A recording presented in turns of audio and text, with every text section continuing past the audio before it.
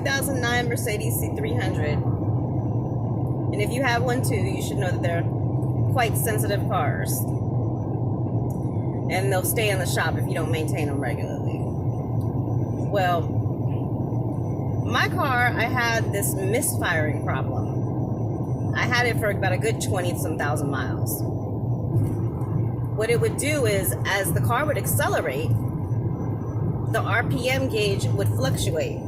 And you'd feel it when you're driving it too. As it fluctuated, you'd feel it. So it'd keep pulling back on you. Especially when you're going uphill, you could feel it a lot. Now, this problem drove me up the wall to the point where I was just ready to buy a whole other car. Because I couldn't figure it out.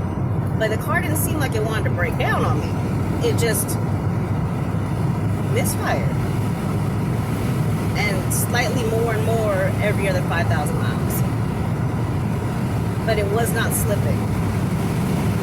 So to fix this problem, naturally you'd think, okay, you're gonna change your spark plugs. Well, I did that twice in 30 days. The first time I did it myself. The second time, I went to a dealer who charged me $1,000 to change the spark plugs and the coil packs. Unbelievable. Now, I've also changed the intake. I have checked for vacuum leaks. Let's see.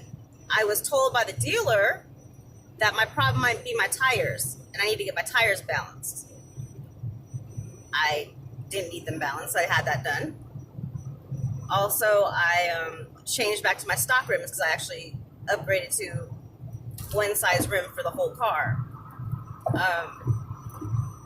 Now, after I've done all of these things to this car, I still have this problem. I put the stock rims back on. That didn't change anything. Well, it turns out that all the service I've done to my car trying to fix this one problem, it was the one problem that I didn't know I had that caused it. And basically, if your car has more than 100,000 miles on it,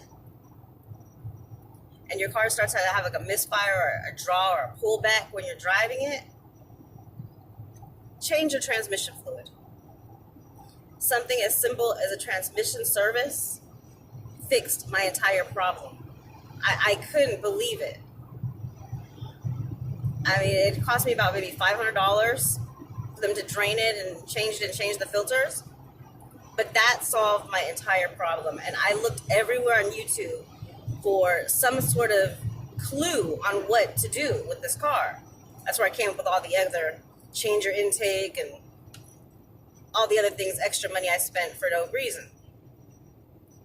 Well, I'm in the car now. The car drives absolutely great. Like it's brand new. And it's as simple as change the transmission fluid. So if you have fluctuation in your RPMs that you can feel when you're driving, I really suggest you change your transmission fluid, especially if it's over 100,000 miles. So I just made this video just to let everybody know who has that same issue, because I know I couldn't have been the only person. That's what's going to solve your problem. Thank you.